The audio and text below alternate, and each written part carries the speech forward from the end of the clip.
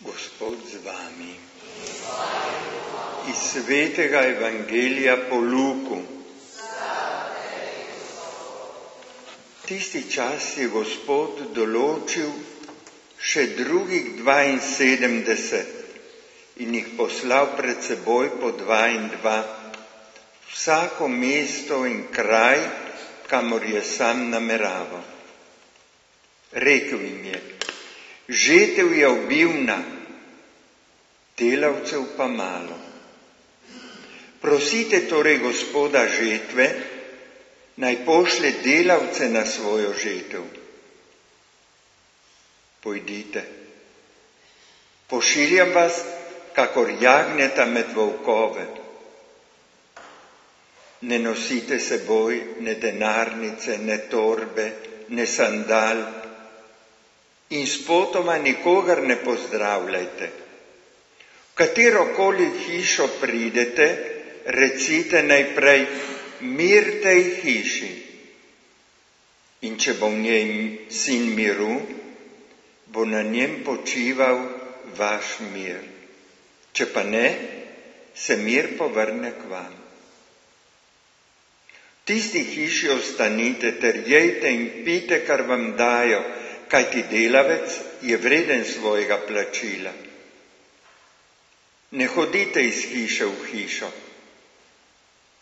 katerokoli mesto pridete in vas sprejmejo, jejte, s čimer vam postrežejo. Pozdravljajte bolnike, ki so v njem, in jim govorite: približalo se vam je Božje kraljestvo. Poslušali smo Kristusov evangelij.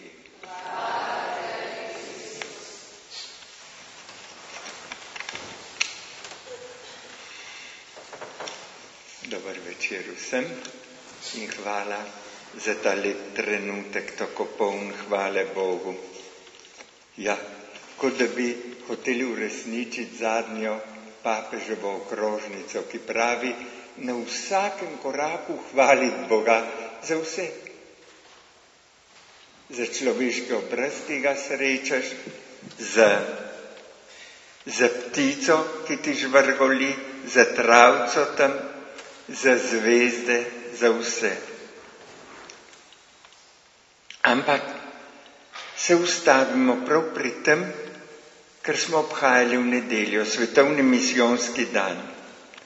Papež Frančišek nas spominja na veselje, ki so ga občutili in živeli prvi oznanjevalci, prvi misionarji, ki jih je Jezus razposlal po 2 in 2, da bi oznanjali, približalo se Gospodovo kraljestvo in da bi pripravili ljudi na srečanje z Jezusom. Ko so se vrnili, so žarom pripovedovali o uspehu. Veselje je prevladajoč motiv te prve in nepozabne misijonske izkušnje. A učitelj jim odvrne: vendar se ne veselite nad tem, da so vam duhovi pokorni, ampak se veselite, ker so vaša imena zapisana v nebesih. Prav tisto uro se je razveselil v Svetem Duhu, če bi naprej nadaljevali z evangelijem. In je rekel: slavim te, Oče, se je pridružil vašemu slavljanju, ali pa mi njegovemu. Slavim te, Oče, Gospod nebes in zemlje. Nato se je obrnil k učencem in jim na samem rekel: blagor očem, ki vidijo, kar vi vidite. Jezus želi, da bi bili učenci deležni njegovega veselja, ki je bilo drugačno ali večje od tistega, ki so ga izkusili sami. Učenci so polni veselja, navdušeni nad tem, da ljudi lahko osvobajajo demonov. Kljub temu jih je Jezus opomnil, naj se ne veselijo toliko nad pridobljeno močjo, ampak nad ljubeznijo, ki so jo dobili, kajti vaša imena so zapisana v nebesih.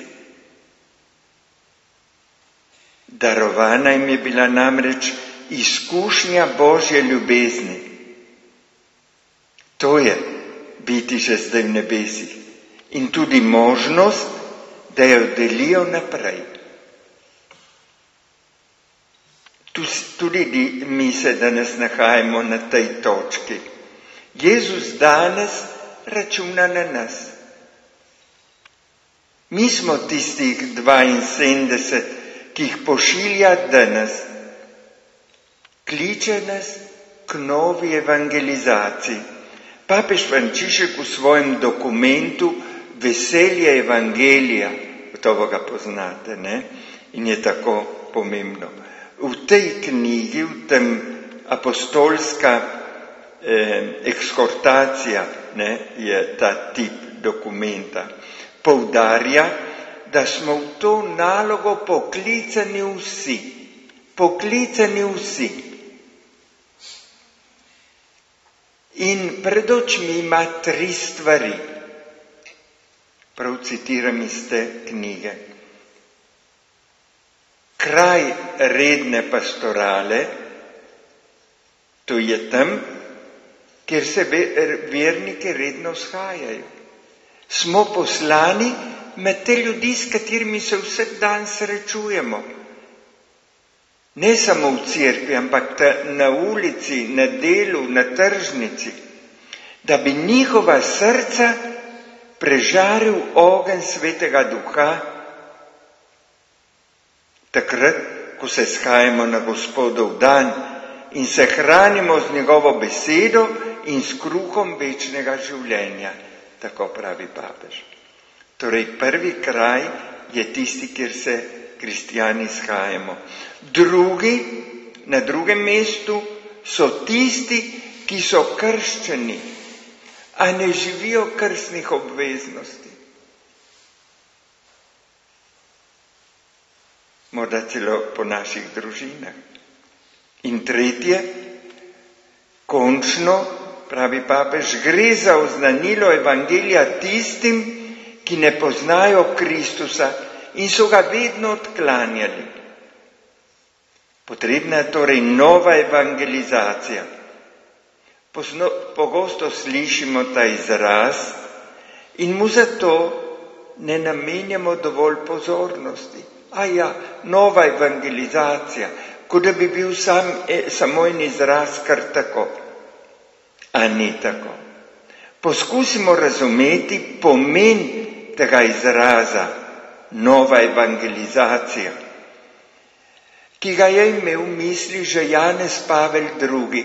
Prvič je uporabil to leta 83. In potem od takrat naprej je neprestano prihajalo to na dan. Zanj bo ta evangelizacija nova po gorečnosti, po metodah in v izrazih. Gorečnost, metode, izraz. In razložijo on sam tako. Bo nova po gorečnosti, ker bo na svoji poti krepila združenje z Bogom v tistim, ki jo oznanja. Torej, ti, če si oznanjevalec, že s tem, ko prinašaš evangelij, že doživljaš združenje z Bogom. Potem nova po metodah. Ukolikor je ne bodo izvajale samo nekatere osebe, kot so škofje, duhovniki, redovniki in redovnice, katehisti in katehistinje. In tu pa tam še kakšen drugi laik. Ampak celotno Božje ljudstvo. Celotno Božje ljudstvo. In bo nova v svojih izrazih. Ne? Torej, gorečnost, metode, izrazi. Če bo skladna s tistim, kar narekuje duh. Naprimer, če bo navdihoval dialog, Če smo spremljali papeža zdaj na poti na Kubo, potem v Združene države Amerike, če ga vidimo zdaj na sinodi, pospešuje samo dialog, graditi mostove, pravi, in ne dvigati zidove ali karkoli. Janez Pavel II še pravi, da bo vsebina njenega prvega oznanila Bog ljubi človeka. Bog ljubi človeka. Kaj drugega je to leto Božjega usmiljenja, ki ga je napovedal Frančišek? Torej veselo oznanilo, veselje evangelija je v tem, dobesedno, tako pravi papež Janez Pavel II. Beseda in življenje slehernega kristjana, beseda in življenje vseh torej, vsakega slehernega kristjana mora odzvanjati to sporočilo. Bog te ljubi, Kristus je prišel zate. Ampak prej kot začnem to prepričevati z besedo, življenje. Dovolj, da ga pogledaš. Dovolj, zdaj odkar sem prebral to okrožnico, ta zadnjo, Laudato si mi signore, o ekologiji, sem rekel, kaj lahko naredim za ekologijo? Zjutraj, ko odprem cerkev in stopim ven, ni nobenega. Ampak prva stvar, podarim en nasmeh temu svetu. Naj bo svet, namesto umazan z odpadki, majčken bolj bogat z mojim nasmehom. Nič bi rekli, ne? Ampak življenje najprej.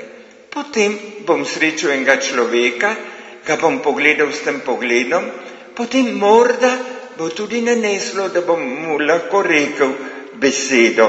Kristus je prišel zate in te ljubi. Ampak najprej mora to izžarevati iz mene.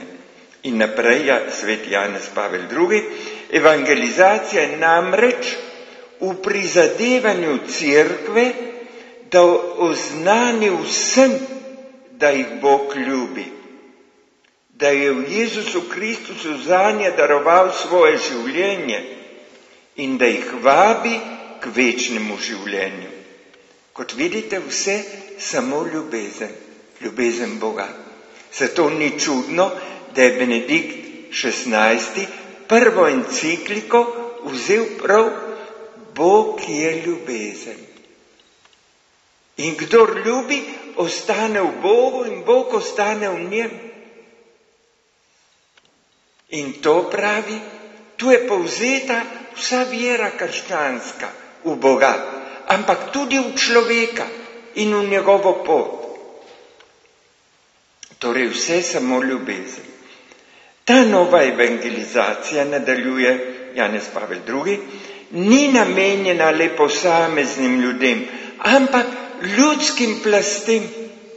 Pomislite na Škoper, kadar gre vse polno ljudi po čevljarski ali ne vem. Ljudskim plastem in je usmerjena v oblikovanje zrelih cerkvenih skupnosti. Vi ste na poti, ampak kakšni poti? V eno zrelost cerkvene skupnosti. Zmeraj bojo še med nami slabosti, ne? Ampak smo na poti. Zato tudi tam, ko meni da toliko poguma Benedikt XVI s tistim Bog je ljubezen. To je podoba Boga in človeka in njegove poti. Ta pot, kjer se tudi spotaknem in padem. Morda so bratje, ki me dvignejo, če se ne morem sam. In še doda, pazite, laiki imajo svoj delež v oblikovanju cerkvenih skupnosti, ne le svojim nenadomestljivim pričevanjem, ampak tudi z misijonskim delovanjem v prid tistih, ki še ne verujejo ali ne živijo več iz vere, ki so jo prejeli s krstom. In s krstom smo bili vsi deležni Kristusove duhovniške, preroške, torej oznanjevalne, misijonske, če hočete, in kraljevske službe, kraljevske voditi sebe in druge. Vsa ta navodila so resnično nova, kot je na primer rekel, zapisal, ni možno evangelizirati, če prej nismo evangelizirali sebe. In razloži, da se moramo hraniti z besedo, da bi mogli biti služabniki besede pri delu za evangelizacijo. To je vsekakor ena izmed prvenstvenih nalog Cerkve na začetku novega tisočletja.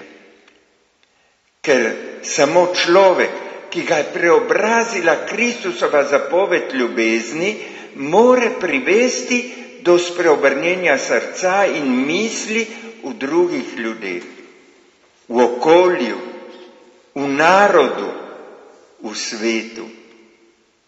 Pomislite, nismo samo zase, za svet smo, za svet. Zjutraj ne vem, kar lahko naredim, da v imenu vsega človeštva rečem, tebe ljubim, stvarnik moj. Te 3 besede, v imenu celega človeštva. Nobeden me ne vidi, ampak to tebe ljubim gre naravnost v srce Svete Trojice. In še pravi papež, kot vidite, citiram njega, ker je najbolj anten. Preobrazba človeka, se pravi naša preobrazba, postane na ta način vir pričevanja, ki ga svet pričakuje. Svet pričakuje novih ljudi. V nas hoče videti nove ljudi. In vse prizadevanje, da bi živeli evangelij, povzame papež v besedo ljubezen. Povzame ga v dela usmiljenja. Naštejte jih 7 telesnih in 7 duhovnih, vse so dela, vse je ljubezen. Delati tako, pravi papež, da se bodo prizadeti počutili v vsakem krščanskem občestvu v domači hiši, kot da so doma. Tistega bolnika, ki ga obiščeš, lahko imaš 1 minutko časa, ampak takrat prepoji ga z ljubeznijo, brez besed. Pogled, ker skozi tvoj pogled prihaja Bog. Brez te oblike evangelizacije, nadaljuje, ki jo udejanja ljubezen in pričevanje ljubezni in pričevanje krščanske skupnosti, tvega evangeljsko sporočilo, ki je sicer že samo po sebi prvo dejanje ljubezni, da ga ne bodo razumeli. Torej, če ne pričujemo življenjem zastonj besede, tudi če so Božje. Ali pa se bo to potopilo naše oznanjevanje v tisto morje besed, kateremu nas današnja komunikacijska služba vsak dan izpostavlja. V ljubezen v dejanjih, pravi, zagotavlja ljubezni v besedah nedvoumno moč.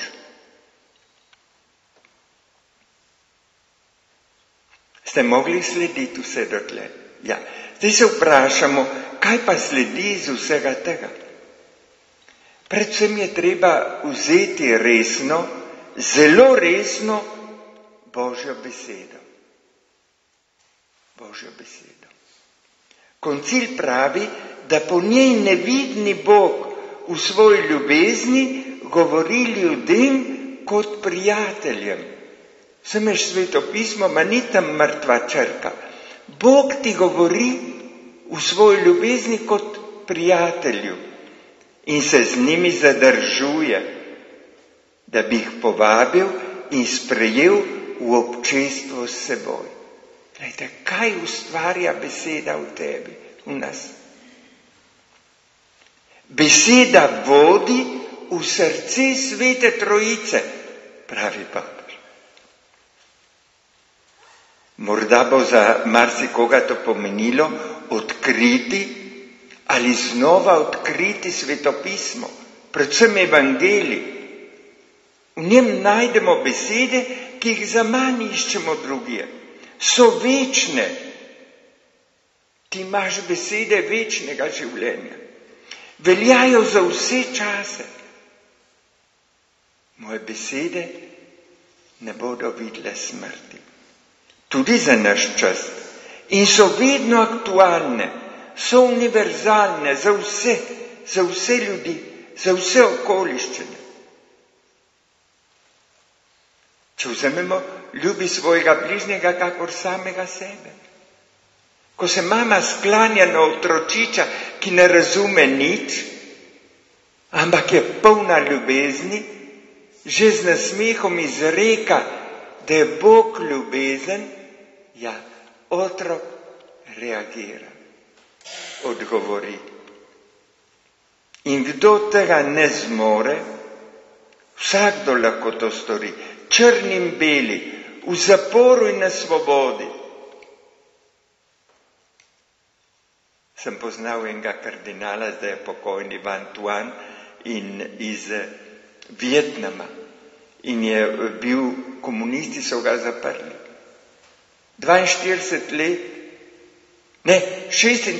let je imel, ko je bil posvečen za škofa. Kome je prišel komunizem tja? Ampak je prišel v glavno mesto za škofa in so ga po nekaj mesecih zaprli. Odpeljali več kot 1000 kilometrov z ladjo po noči in z drugimi zaporniki. Vsi so morali tam ležeti na krovu. Ampak v zaporu, ja, je ljubil. Ni imel Svetega pisma, ampak se vsak dan spomnil tisto, kar je znal na pamet in si ponavljal tiste Jezusove besede. Ma dovolj je en stavek. In s to ga je hranilo. In s tem je gledal svoje. Od začetka so vsake 3 tedne popolnoma zamenjali stražarje, da bi jih ne okužil. Potem pa vsi so se spreminjali. In pol so rekli, najboljše, da pustimo ene in iste. In so pustili vedno iste.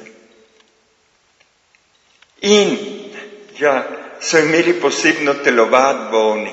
In ob tem so si deli muziko. In so rekli, zapoj nam kaj, ne?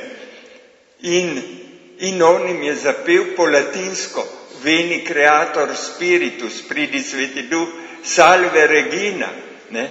In oni, to je bilo zelo všeč, so se začeli učiti latinščine pri njem, ne? Zato, da bi razumeli, kaj je to. In ko so delali telovadbo, so si peli Veni creator spiritus. Pa mislite, to jim je bilo najbolj všeč. Kaj pomeni biti v zaporu, ampak prepojen z Božjo besedo? Ali če se spomnim naše Rože z Markovca, ki je že 25 let ali 26, kar je umrla, ampak kako je ona, se spomnim, na božični večer, na sveti večer, ki je bila v bolnišnici, ne? In zraven nje je ležala ena iz škofij, ki sem jo že prej srečal, takrat ni več govorila. Ampak ta iz škofij, ampak prej je rekla, molite zame, ker mene nikoli nobeden učil. Samo ker sem hodil k Roži in ji nesel obhajilo. In Roža je pomagala, prav da je izgovarjala besede Sveta Marija. Po maši na Božič, ki je bila ob 12, v stolnici, sem takoj tekel gor v bolnico in te žene ni bilo več.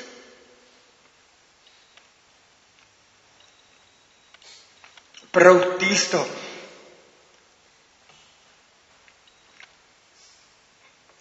božično noč je odpotovala. In sem se spomnil, takrat mi ni bilo tako svetlo jasno, a potem vedno bolj, ko se spomnim na njo, sem se spomnil našega škofa Janeza, ki je rekel, da on bi rad umrl na sveti večer. Ker tisto na sveti večer so nebesa odprta.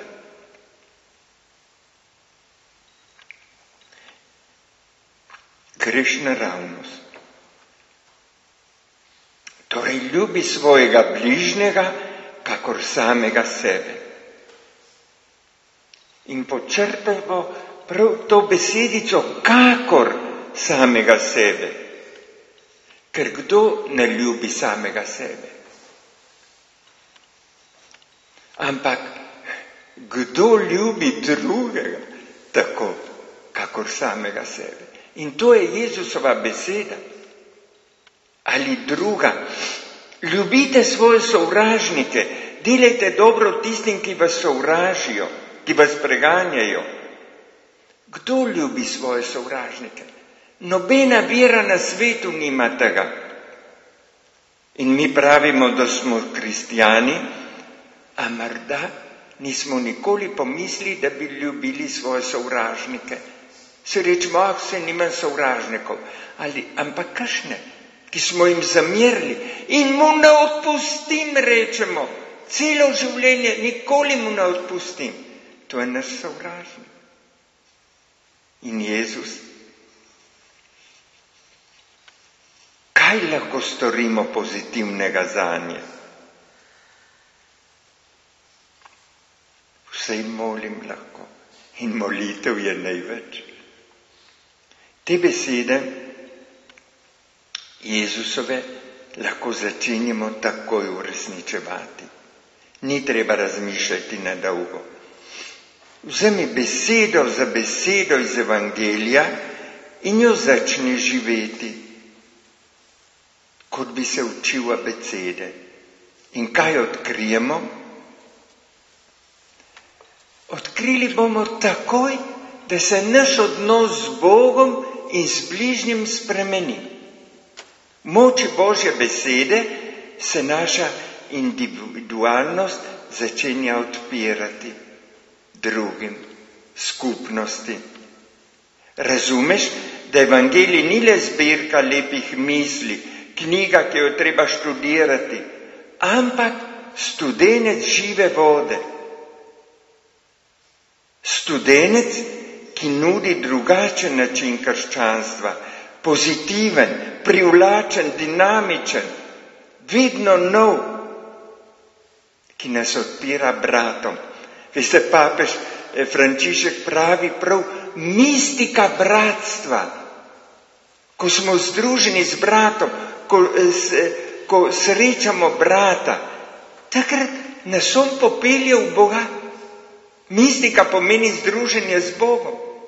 Mistika občestva pravi. Zato pravi, ne dovolimo, da bi nam ukradli občestva.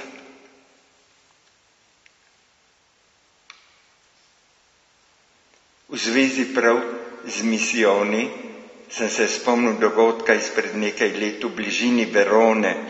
Avtomobil je povozil 5-letnega dečka. Ko se je vračal s kolesom en giro je naredil skupaj s svojo teto, tudi ona je podlegla v tistem. Jonathan de Guidi. Ob tej smrti so vsi obnemeli. Tudi njegovega strica, misionarja v Mozambiku, Davida, očeta Davida, je ta stvar pretresla in ga je čakala nelahka naloga. pogreb svoje mlade sestre in nečakca. Z bolečino ob slovesu od mlade žene in otroka se je v pridigi spomnil Jonatanovega kratkega življenja. Tako pravi: ko sem se vračal iz Afrike, sem nagovarjal malega nečaka, naj si ne daje kupovati mnogo igrač. Najrajši to deli s tistim, ki nimajo ničesar, na primer z mojimi otroki v Afriki. Nisem vedel, da je Jonatan zaprosil mamo, naj mu kupi nabiralnik, kamor je shranjeval male nagrade in sadove svojih odpovedi. Vse za Mozambik in za male sirote epidemije AIDS-a.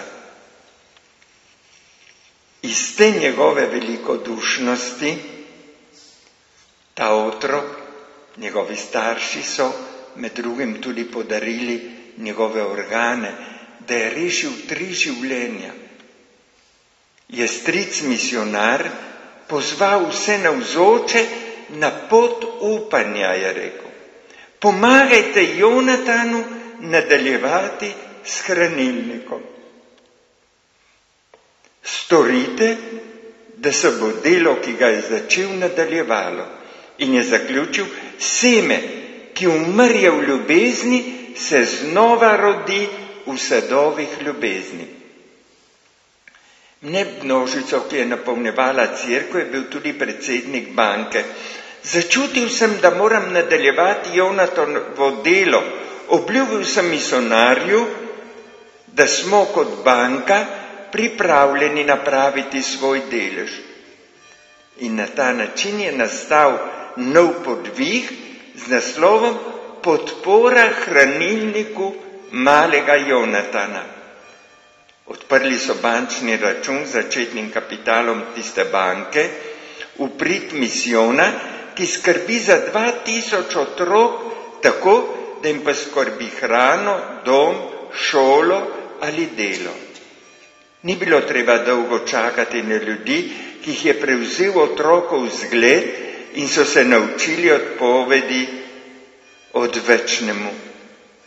Že v prvem letu je prišlo 30 000 evrov, pripoveduje misionar.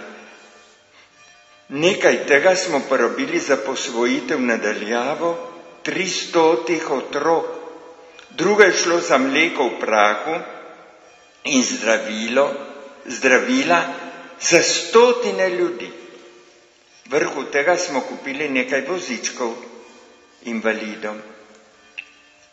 V naslednjih letih je Jonatanov hranilnik v sodelovanju s skupnostjo svetega Egidija pomagal zgraditi majhno bolnišnico za bolne z AIDS-om.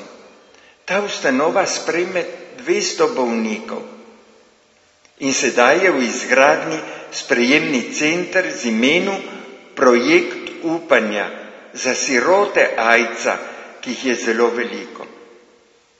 Tu se učijo poklica, da bi postali samostojni in z upanje zrli v svojo prihodnost.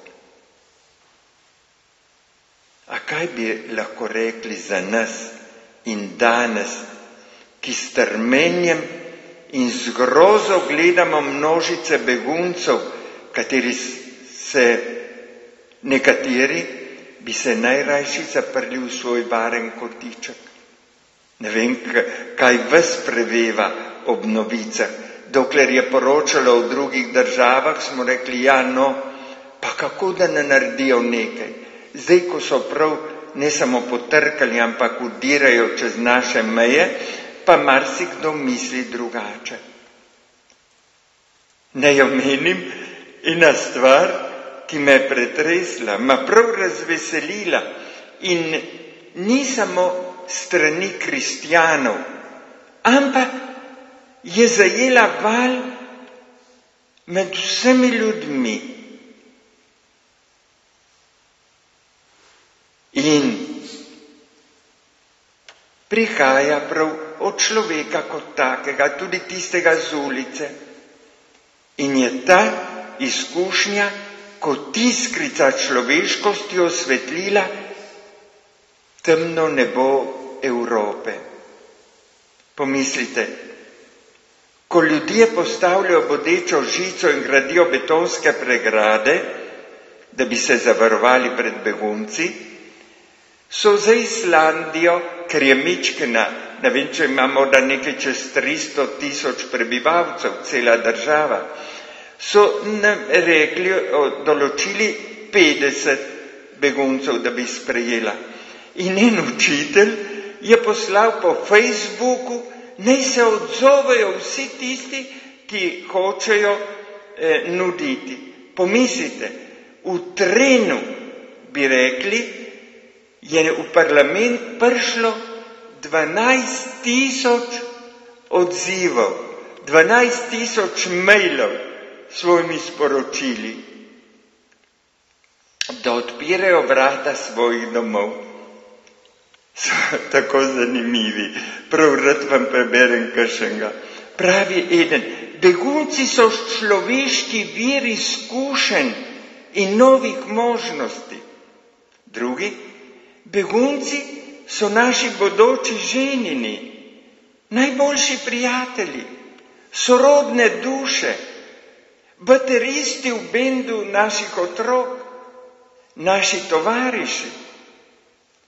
Miss Islandije 2022, vodoinštalater, ki nam bo popravil kopalnico, ali gasilec. In tako se 1000 kilometrov, ki ločijo Reykjavik od Damaska, drobijo pod udarci sporočil, ki jih prebivalci otoka pošiljajo. Ena pravi, sem mati samohranilka, lahko vzamem v hišo otroka, ki to potrebuje.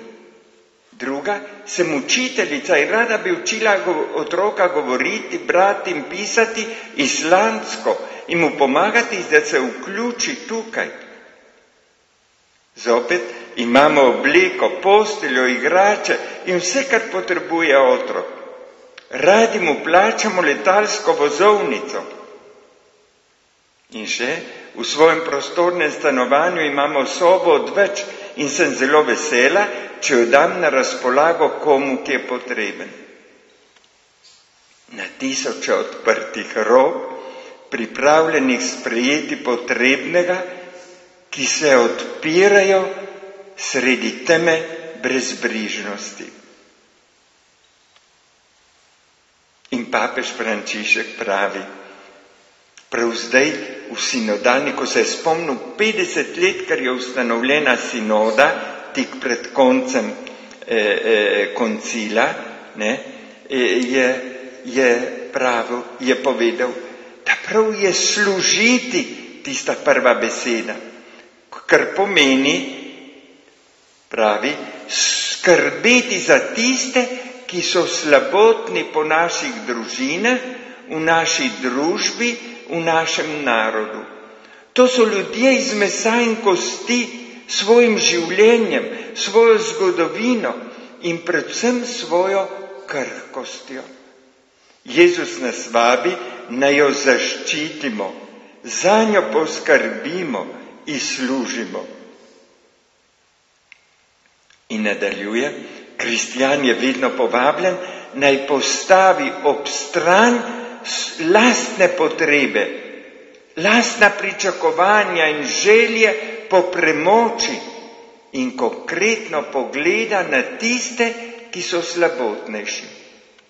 Veličina naroda, ljudstva, človeka vedno temelji na tem, kako streže krhkosti svojih bratov. Ne morem zaključiti drugače, kot z globoko hvaležnostjo Svetemu Duhu, ki nas je povabil prav ta naš čas in nas kliče, da postanemo protagonisti v tistem ognju, ki je on sam. In Jezus ga je prinesel na svet. In če ima eno srčno željo Jezus, je rekel, kako si to želim, da bi se ta ogenj že enkrat razvnel. Torej smo povabljeni, da skupaj z njim zažgemo ta ogenj sredi tako hladnega sveta, ki se magari za nekaj stopinj preveč segreva in se bojijo, ampak srca so ledena in rabijo Svetega Duha. Hvala, Sveti Duh.